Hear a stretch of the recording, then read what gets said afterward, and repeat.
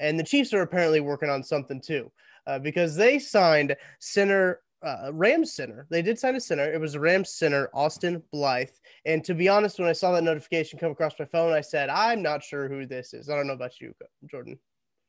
I read Austin Ryder. I literally Yeah. read that on my phone and was like, oh, cool, Ryder's back, whatever. And then I clicked on it and I was like, oh, that says Austin Blythe. Now, I quote tweeted him, was like, I'm going to keep it 100 with everyone.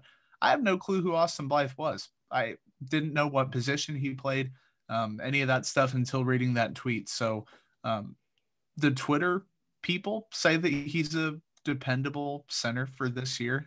Personally, I don't think that it changes really the Chiefs draft plans. It definitely doesn't change my draft plan personally heading into this mock, but I think that it kind of allows for some better value there. You don't have to necessarily reach for some guys, so that never hurts.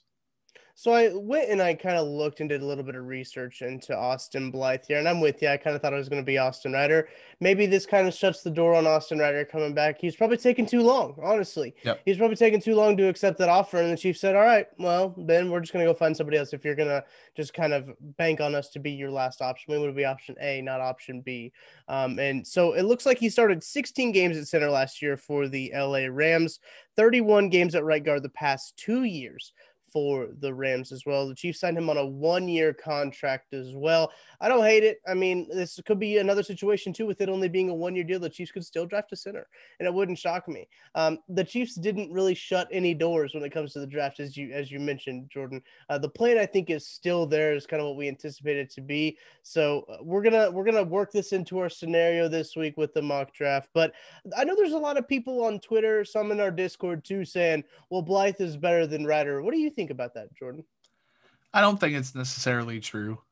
People are probably scarred from, I don't even know what they'd be scarred from with Ryder. His tape is not horrible. Like, he was a average-ish center, and I think that's what Blythe is too now. Um, it's kind of a wash. I think that Blythe is better in run blocking.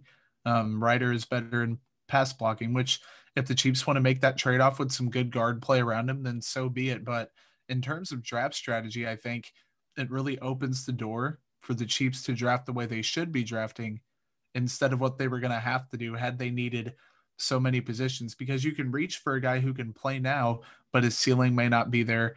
You may have to trade up for someone. Now you can you do draft for need, but you draft for long-term need. You draft for value. And now they can do that instead of saying, oh, I need a plug and play left tackle. I need a plug and play center. I need a plug and play safety, defensive end, all that stuff. Now they kind of have some of those things shored up to where they can have some more fun with the draft, I think, and get better value out of it. For sure. And I think you hit the nail on the head too. I did a little bit of PFF research to see what the grades have. Now, take your opinions, take these PFF grades with whatever opinions you have with PFF. Okay. I'm just presenting the facts. I don't want these to make you sway you in any direction at all. Blythe had a 70.3 PFF grade in 2020. Austin Ryder had a 69.2 PFF grade. Blythe's split was 52.8 in pass blocking grade and a 74.2 run blocking grade. Ryder's split was 77.7 pass blocking and 60.9 run blocking. So we'll see if this ends up working out. We'll see if Blythe is actually better than what, well, technically PFF is saying that Blythe is better than Ryder, but we'll see. Ryder didn't allow a sack all season, so I think that's not nothing. I like Austin Ryder. I'll always probably defend Austin Ryder for some reason. I don't know why.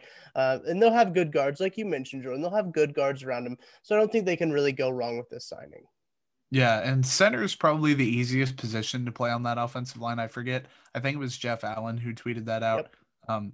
You have to be a really bad center to routinely get ran over and let your quarterback, like, if you give up a ton of sacks as a center, there's probably something going on. Like, centers, if you can be a good run blocker, which last year with Clyde Edwards-Helaire, he's not a guy who's going to push piles. They need someone who can run block on the interior. And I think that with Patrick Mahomes at quarterback being able to escape and stuff like that, I think they'll be just fine. So I like the move in general. It's fine.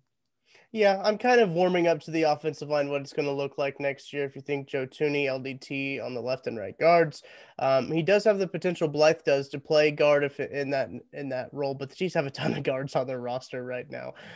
So I don't anticipate that happening.